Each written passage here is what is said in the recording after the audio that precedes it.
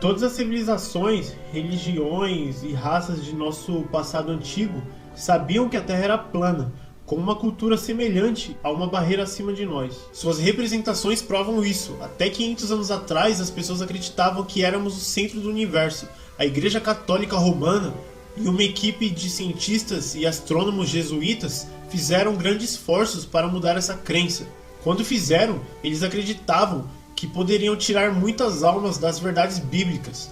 Os maçons reforçaram o engano e estiveram envolvidos desde o início da NASA. Esses grupos detêm todo o poder e segredos do mundo para enganar, manipular, controlar e ainda esconder a prova da criação e seu criador.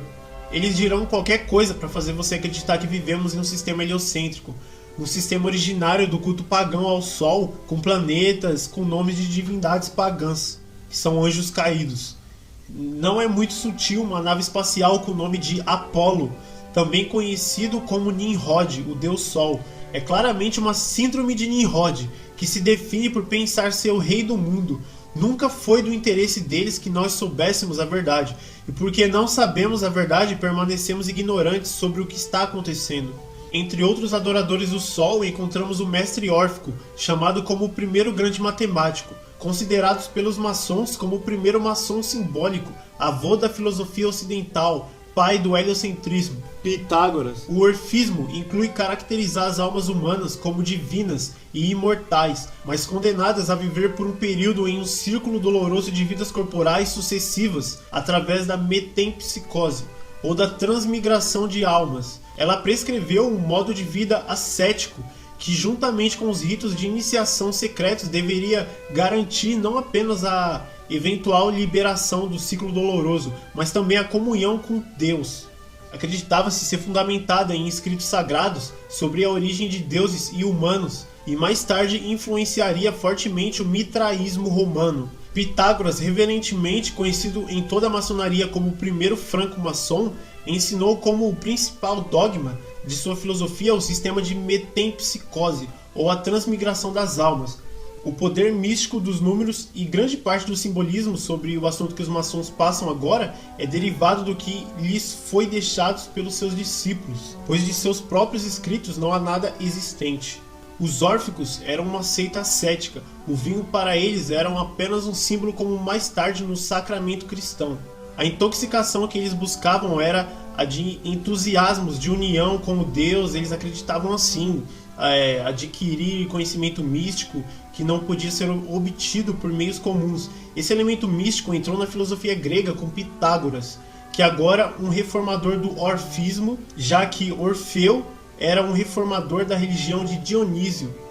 De Pitágoras, os elementos órficos entraram na filosofia de Platão, e de Platão na filosofia mais recente, que foi em qualquer grau religioso. Platão escreve que as ideias pitagóricas eram ensinadas em associação com os mistérios órficos. Costumava-se falar de crenças órfico-pitagóricas, sem distinguir as duas. Heródoto escreve que as tradições órficas são de fato pitagóricas e egípcias. Copérnico, muito influenciado pela teoria pitagórica e pela filosofia antideus de Pietro Pomponazzi, o jesuíta Nicolas Copérnicus graduou-se em medicina e direito eclesiástico, e enquanto prosseguia seus estudos de astronomia, optou por derreter suas crenças na astrologia, coleções de sistemas pseudocientíficos de adivinhação baseado na premissa de que existe uma relação entre fenômenos astronômicos e eventos no mundo humano. Seu modelo heliocêntrico não é mais aceito. Galileu é conhecido como o pai da ciência moderna. Galileu era um astrônomo mestre e inventor do telescópio. Galileu era um ávido astrólogo e místico. Ele também praticava alquimia e estudava o mundo espiritual. Ele foi citado dizendo que os astrólogos eram todos apaixonados. No entanto, ele secretamente conduziu as leituras de horóscopos para os ricos e ensinou a astrologia em particular durante grande parte da sua vida, até que ele foi colocado em prisão domiciliar por heresia. E nos deu a fantasia da Terra girando. Embora Kepler, cujo sistema heliocêntrico foi o que veio a ser aceito, rejeitou a astrologia do horóscopo tradicional, como era praticado em seu próprio tempo. Ele acreditava profundamente na influência celestial e escreveu sobre suas próprias tentativas de criar a astrologia reformada. Ele próprio proclamou regularmente comungar as forças demoníacas do lado escuro da lua. Sua confidente e mãe foi condenada por mais de 40 acusações de feitiçaria. Newton tem que ser o pai da física moderna, mas a parte interessante é que, apesar de ser responsável pela força mágica chamada gravidade, precisava explicar a física da Terra, gastando mais tempo na alquimia do que na ciência. A alquimia era, na verdade, o seu foco principal. Nisso parece que continua o retorno à religião egípcia e ao sol original, adorando o culto babilônico. Pitágoras foi admitido no templo egípcio em Dióspolis.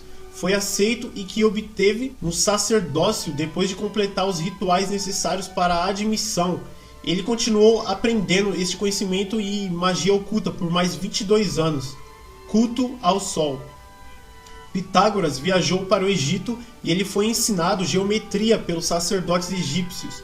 Pitágoras tornou-se um grão-mestre da Ordem dos Magos, núcleo da religião dos antigos caldeus, magos ou homens sábios da Bíblia. Shakhan em hebraico, uma das organizações espirituais mais antigas que já existiu, uma das mais exclusivas escolas de mistério, onde ele era um mestre da astrologia. Após seu retorno ao Mediterrâneo, Pitágoras fundou o pitagorismo, um movimento religioso no qual a educação e a matemática, a ciência, a música e a religião estavam perfeitamente unificadas, sobre os 9 templos das artes e das ciências. Os seguidores mais cultos, jurados ao sigilo de seus ensinamentos esotéricos e espirituais, eram chamados de esoterice. Usando o seu, agora profundo e antigo conhecimento e domínio da matemática, astrologia, misticismo, magia e outros princípios antigos, Pitágoras desenvolveu uma cosmologia bastante sofisticada. Ele e seus seguidores descrevem a Terra como perfeitamente esférica e que corpos celestes, da mesma forma perfeita, moviam-se como a Terra em torno de um fogo central, o Deus Sol. Resumindo, o heliocentrismo tem suas origens na escola dos mistérios da Babilônia, não em fatos científicos, mas isso seu professor de ciência nunca ensinou. Por causa disso, o ateu pensa que crer em ficções espaciais e acreditar que a Terra gira ao redor do Sol é a alternativa lógica e científica para negar a Bíblia e tudo que contraria sua fé, nunca aprendendo que todos os cientistas responsáveis pelas teorias heliocêntricas, o auge da ciência moderna, eram todos crentes em Deus, mas trabalhavam em função do adversário para colocá-lo no centro da criação, o Sol.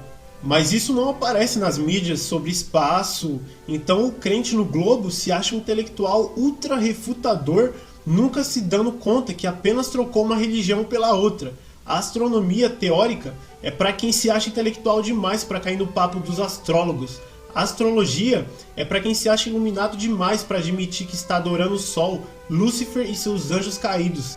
Pessoas confundem os dois porque a diferença é tão minúscula que no final das contas não faz diferença, é charlatanismo de qualquer forma. Você imagina que depois de milhares de anos a ciência deixaria de usar termos de mitologia grega e romana e adotaria nomes mais científicos, mas não fazem isso porque o sistema heliocentrista é 100% baseado em ocultismo. Então não teria lógica dar um nome científico para um corpo astral que realmente acreditam que é um deus. O modelo heliocêntrico é uma forma de adoração pagã ao Sol. A Terra-bola giratória no vasto universo é a base satânica da teoria do Big Bang. Tudo aconteceu por acaso, e não por Yahweh de Sevaot.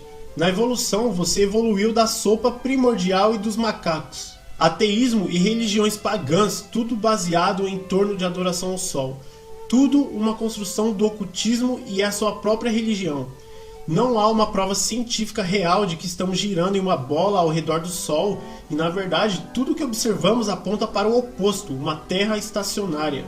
A Terra está comprovadamente estacionária e não se move. É comprovado com ciência prática, que é o céu se movendo e não a Terra. Nós estamos estacionados em um plano colocado em pilares, sobre uma base firme, exatamente como a Bíblia descreve, com o Sol e a Lua fixados no firmamento, em Gênesis 1,16. O luminar maior que é o Sol e o luminar menor que é as estrelas.